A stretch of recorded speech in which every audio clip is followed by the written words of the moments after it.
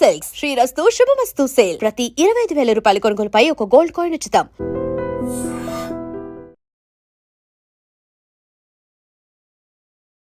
Welcome to iDream. నేను Udayasri. The beautiful actress Samantha Raj Nidimoru ఒకరయ్యారు.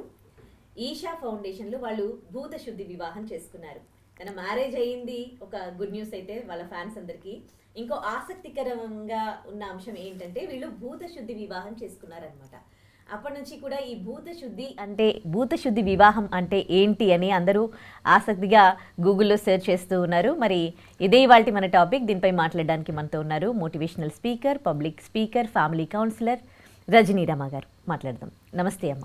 నమస్తే. చాలా హ్యాపీ న్యూస్. సమంత ఇంకో మ్యారేజ్ చేసుకుని హ్యాపీగా లైఫ్ లీడ్ చేయాలని కోరుకుందాం.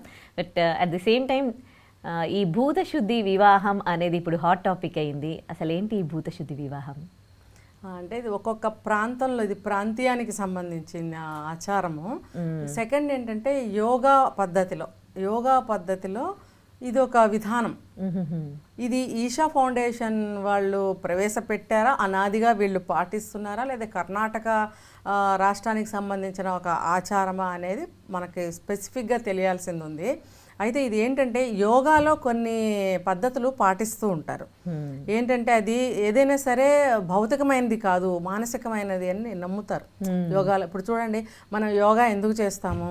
ఒక మానసిక ప్రశాంతత కోసం కదా. దాంతోపాటు కొన్ని యోగా ముద్రలు అవి చేయటం వల్ల శరీర సౌష్ఠవం కూడా బాగుంటుంది, రక్త ప్రసరణ బాగుంటుంది, ఆలోచనలు బాగుంటాయి. అక్కడ పాటించే విధానాల వల్ల మన నడవడిక, ప్రవర్తన, ఒక మన భావాలు కానీ ఏవైనా సరే పర్ఫెక్ట్గా ఉంటాయి, కంట్రోల్లో ఉంటాయి. దేన్ని కూడా మన కోపం వస్తే కోపాన్ని చూపించలేం. అలాగే దుఃఖం వస్తే మనం దుఃఖాన్ని కూడా కంట్రోల్ చేసుకోగలగాలి. అంటే ఏంటంటే భావోద్వేగాలను కూడా కంట్రోల్ చేసుకోవడం, బ్యాలెన్స్ చేసుకోవడము. అంటే ఏదైనా వస్తే పొంగిపోవడం, ఏదైనా వస్తే కుంగిపోవడం కాకుండా స్థిత ప్రజ్ఞతగా ఉండటం, అంటే అన్నీ కూడా ఎమోషన్స్ మన కంట్రోల్లో పెట్టుకోవడం అనేది యోగాల్లో మనం చూస్తూ ఉంటాము. ఇంకా ఎన్నో చక్రాల మీద ఆధారపడి ఉంది ఈ యోగా అనేది. సహస్రార చక్రం, ఆజ్ఞా చక్రం చెప్తారు కదా. సో అవన్నిటి మీద కూడా యోగా ఆధారపడి ఉంటుంది. ఒకదానికొకటి రిలేటెడ్ అనమాట ఇవన్నీ కూడా. ఇవి ఏంటంటే భౌతికంగా చూడరు దేన్ని కూడా. ముఖ్యంగా డివోషనల్ వేలో ఉంటారు వాళ్ళు, భక్తి మార్గంలో కూడా ఉంటారు. ఇప్పుడు ఈషా ఫౌండేషన్ ప్రోగ్రామ్స్ మనం చూసామంటే భక్తికి భక్తి చూపిస్తారు, ప్రశాంతతని యోగాలో చూపిస్తారు. అలాగే ఒక ఆనందాన్ని పొందాలంటే కూడా ఫ్రీ మైండ్తో, సిగ్గు పడకుండా ఆనందంగా ఉండటానికి డ్యాన్స్ చేయడము, ఒక పాట పాడటము, ఇష్టమైనది అంటే మనస్ఫూర్తిగా చేయడం అనేది ఇదంతా కూడా మనసుకు సంబంధించింది. ఇప్పుడు మనం అది ఒక కామాఖ్య టెంపుల్ అని ఒకటి ఉంది మనకి. అది కంప్లీట్గా ఆ దేవాలయంలో ఏం చేస్తారంటే ప్రేమతత్వాన్నే మనకు చూపిస్తారు. అక్కడ యోని పూజలు చేయడము, తర్వాత భార్యాభర్తలు అన్యోన్యంగా ఉండాలని చెప్తారు. అట్లనే యోగా చేయమంటారు, పూజలు చేయమంటారు, రకరకాలుగా. కానీ దీనికి మెయిన్ ఉద్దేశం ఏంటంటే ఆ టెంపుల్లో వాళ్ళు ప్రేమతత్వం, ప్రేమగా ఉండండి. ప్రేమగా ఉండటం కోసం ఏం చేయాలంటే అవన్నీ చేయండి అని చెప్తారు. భార్యాభర్తలు కలవటం తప్పు కాదు, పూజలు చేయండి, మీరు నాన్ వెజ్ తినండి, సెక్స్ చేయండి, కావాల్సింది ఆనందం, ప్రేమ అని చెప్పి అక్కడ చెప్తారు. అలాగే ఒక్కొక్క దాంట్లో ఒక్కొక్కటి చెప్తారు. అంటే మనిషికి అన్నీ ఉండాలి, కానీ కంట్రోల్లో ఉండాలి. ఏది మితి ఉండకూడదు, ఏది అరాచకానికి, అన్యాయానికి దారి తీయకూడదు. మనసుతో పని. నువ్వు ఏం చేసినా సరే దుర్మార్గంగా, పైశాచికంగా చెయ్యకూడదు అనేది ఒకటి మన అందరికీ తెలుసు. ఇప్పుడు ఒక మనిషిని చంపేస్తున్నాడు, ఎందుకు చేయాలి? నీ మనసు సరిగ్గా లేకపోబట్టి, నీ ఆలోచనలు సరిగ్గా లేకపోబట్టే నువ్వు దారుణాలకు ఒడిగడుతున్నావు. ఆ మనసుని నువ్వు ఎలా మంచిగా ఒక ఏమంటే స్థితప్రజ్ఞత, కథలని నీళ్ళు ఎలా ఉంటాయి ప్రశాంతంగా, రాయేస్తే ఏమవుతుంది? కల్లోలం అయిపోతుంది. అంటే మన ఆలోచనలు కల్లోలం చేస్తాయి. ప్రశాంతంగా ఉండాలి అని అంటే యోగా ఈజ్ వెరీ ఇంపార్టెంట్. ఆ యోగాలో వీళ్ళు పాటించేది సనాతన ధర్మం. వీళ్ళు లింగ భైరవి అనేటువంటి ఒక దేవతను ఆరాధించే సాంప్రదాయం కొన్ని చోట్ల ఉంది మనకి. ఈ ఈషా ఫౌండేషనే కాకుండా యోగా పద్ధతిలో వేల సంవత్సరాల నుంచి పాటిస్తున్న విధానం ఏంటంటే ఈ లింగ భైరవి అనే ఆలయంలో పెళ్లి చేసుకోవటము, తర్వాత భూతశుద్ధి పద్ధతిలో పెళ్లి చేసుకోవడం. ఇప్పుడు మనం దీంట్లో గూగుల్లో కానీ దేంట్లో కొడితే కూడా అనేక మంది పెళ్ళిళ్ళు మనకి కనపడచ్చు బహుశా. అది నమ్మిన వాళ్ళు ఈషా ఫౌండేషన్లో ఎవరైతే ఉంటారో అదొకటే కాదు, ఈ సిద్ధాంతాన్ని నమ్మిన ఎవరైనా సరే ఆ లింగభైరవి టెంపుల్కే వెళ్ళి ఈ భూతశుద్ధి అనే పద్ధతిలో పెళ్ళిళ్ళు చేసుకుంటారనేది నేను విన్నాను. అది ఏంటనంటే భౌతికానికి సంబంధించింది కాదు, కంప్లీట్గా మనసుకు సంబంధించింది. ఇప్పుడు ఇక్కడ తీసుకుంటే సమంత అండ్ రాజ్ ఇద్దరు ఉన్నారు కదా, వీళ్ళిద్దరూ లైఫ్లో 2 విధాలుగా బాధపడి మళ్ళీ రీస్టార్ట్ చేసిన వాళ్ళు లైఫ్ని. ఇక్కడ వీళ్ళిద్దరికి మ్యాచ్ అయింది కాబట్టి వయోభేదం ఉన్నా సరే వీళ్ళిద్దరూ మనసులు ఇక్కడ మ్యాచ్ అయ్యాయి. మన ఇద్దరం లైఫ్లో ఎంతో దెబ్బతిన్నాము, ఇప్పుడు ప్రశాంత చిత్తంతో ఉన్నాము. ప్రశాంత చిత్తంతో వీళ్ళు ఎందుకున్నారు అంటే బిఫోర్ దట్ సమంత తన లైఫ్లో డిప్రెషన్కి వెళ్ళినప్పుడు కానీ, హెల్త్ పాడైనప్పుడు కానీ, ఒంటరిగా అయిపోయినప్పుడు కానీ తను ఈ ఫౌండేషన్లో జాయిన్ అయ్యి, చాలామంది యోగాలో జాయిన్ అవుతారు, తప్పేం కాదు. అది అందులో జాయిన్ అయ్యి తను యోగాలో ఇన్వాల్వ్ అయ్యి అందులో పద్ధతులన్నీ తెలుసుకొని ఇప్పుడు జీవితానికి కావాల్సినటువంటి ఎన్నో విషయాలు కూడా వాళ్ళు బోధిస్తారు.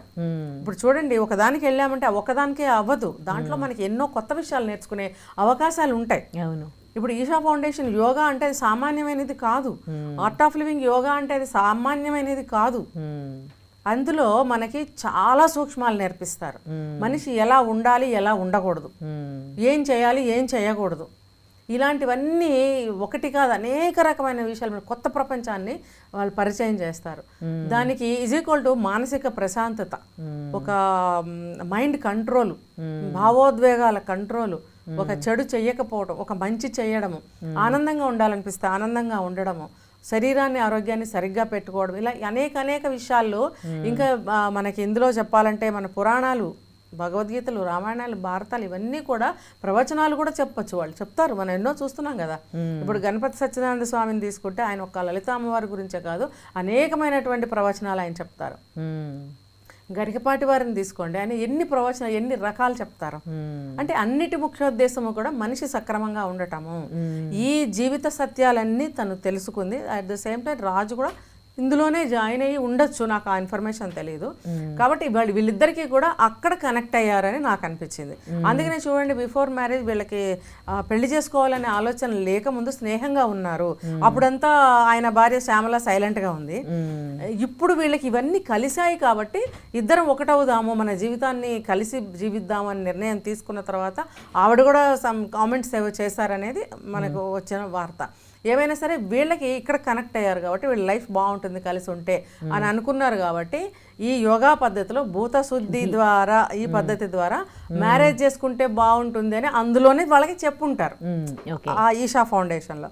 సో అది ఎక్కడ చేసుకుంటారంటే లింగభైరవి అనే అమ్మవారి ఎదురుగా చేసుకుంటారు. ఈ భూతశుద్ధి అంటే భౌతికమైనటువంటి ఈ ప్రాపంచిక విషయాలతో మనకి ఎటువంటి సంబంధం లేదు. మన మనసు శుద్ధిగా ఉండాలి, మనకు అంతరాత్మ అని చెప్తారు కదా, మన మానసిక స్థితి బాగుండాలి, మానసిక ఆరోగ్యం బాగుండాలి. ఇప్పుడు ఇంత అనారోగ్యం పాలైతే ఎవరేమంటారో ఒక గిల్టీ ఉంటుంది, లేదు ఒక డివోర్స్ తీసుకున్నారు అని అంటే ఒక గిల్టీ ఉండొచ్చు, ఎవరన్నా ఏమన్నా అంటారు. ఇవన్నిటికీ అతీతంగా మనసుని సిద్ధపరచుకుని, అంటే సిద్ధపరచుకొని శుద్ధిపరచుకుని, సిద్ధపడినప్పుడు ఏమవుతుంది, శుద్ధి అవుతుంది. అవును. సిద్ధపడినప్పుడు ఏ పనైనా చేయాలనుకున్నప్పుడు మనకేమి అంటవు. మీరు ఎక్స్పీరియన్స్ చేశారో లేదో నాకు తెలియదు. ఇప్పుడు ఒక పని చేస్తున్నాము, నేను దీనికి చేయాలని సిద్ధపడ్డాను, ఏమి వచ్చినా నేను పట్టించుకోను, నేను చేయాలనుకుని నేను చేస్తాను అన్నప్పుడు అది మనం సిద్ధపడిపోయాం. సిద్ధపడిపోయినప్పుడు ఏమవుతుందంటే మనకేమి అంటుకోవు. దాని అర్థం ఏంటంటే మనం శుద్ధి అయినాం. కాబట్టి మనం చిత్తశుద్ధితోటి అని కూడా అంటారు చూడండి. అది ఆ పద్ధతిలో మన మనసుల కలయిక, మనసులు ఎప్పుడైతే మమేకమై కలిసి మనసులు ఒక మనసు ఇంకొక మనసును కోరుకోవడం, నువ్వు లేకపోతే నేను లేను, లేకపోతే నీ పద్ధతులు నాకు నచ్చాయి, నా పద్ధతులు నీ పద్ధతులకు మ్యాచ్ అయ్యాయి, మన ఇద్దరం కలిసి ఉండగలము, ఇటువంటిది అంతా కూడా మానసికమైనటువంటి ఒక కలయిక.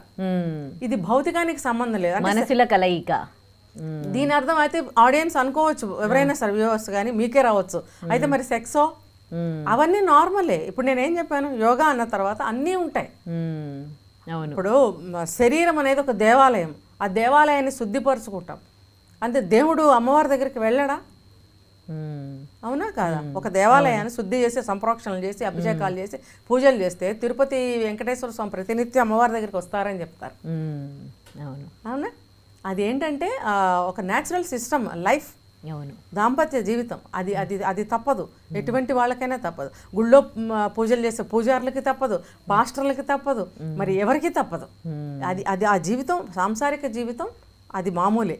కానీ ఇది శరీరంతో మాత్రమే చూడకండి, శరీరంతో మాత్రమే చూసేది కాదు, ఇది మనసులతో చూసేది, మనసుల కలయికతో కూడినటువంటి దాంపత్యము. అటువంటి శుద్ధమైనటువంటి జీవితానికి వాళ్ళు స్వాగతం పలికారు. పలకమని వాళ్ళు కూడా చెప్పి ఉంటారు ఈషా ఫౌండేషన్ వాళ్ళు. ఎందుకంటే అందులో వీళ్ళు డివోటీస్ కాబట్టి, అందులో అవన్నీ నేర్చుకున్నారు కాబట్టి, ఆ గురువులు అలా చెప్తారు కాబట్టి వీళ్ళు దానికి సిద్ధపడ్డారు. వీళ్ళకి నచ్చింది, మా లైఫ్ బాగుంటుంది అనుకున్నారు. ఈ మిగతా వాళ్ళు ప్రాపంచిక విషయాలు, భౌతికమైనటువంటి విషయాలు కానీ, మన శరీరంతో చూసే విషయాలు కానీ మనకి పట్టింపు లేదు అన్న పద్ధతిలో ఇటువంటి మ్యారేజెస్ జరుగుతాయి. అది కూడా ఒక లింగ భైరవి అనే టెంపుల్లో చేసుకోవటం అనేది ఒక ఆచారము అని అంటున్నారు. ఇలాంటి టెంపుల్స్ అక్కడక్కడ కూడా ఉన్నాయని విన్నాము. నేపాల్ లాంటి ప్లేసుల్లో కూడా, అక్కడ కూడా ఈషా ఫౌండేషన్ వాళ్ళు వీళ్ళు చేస్తూ ఉంటారు. అది విన్నా నేను, ఎంతవరకు కరెక్ట్ అనేది నాకు తెలియదు. సో నాకు తెలిసిన పరిజ్ఞానంతో నేను చెప్పాను. ఓకే, ఇందులో ఏమన్నా చిన్న చిన్న తప్పులోపులు ఉన్నా కూడా క్షమించాలి. రైట్, థ్యాంక్ యూ అండి. నిజంగా ప్రస్తుతం ఉన్నటువంటి సమాజం దేనికి ప్రయారిటీ ఇస్తుంది? ఆర్థిక సంబంధాల చుట్టూ మాత్రమే తిరుగుతోంది. మళ్ళీ ఎన్నికలంగానే చాలా విరక్తి కలుగుతాను. మంచి అనిపిస్తుంది కదా, లేడీస్ కూడా ఛాలెంజింగ్ జాబ్స్ చేసినప్పుడు చాలా బాగుంటది. ఫుడ్ డెలివరీ ఇవ్వటానికి వెళ్ళినటువంటి డెలివరీ బాయ్ అనిల్ పై కళ్ళ ముందు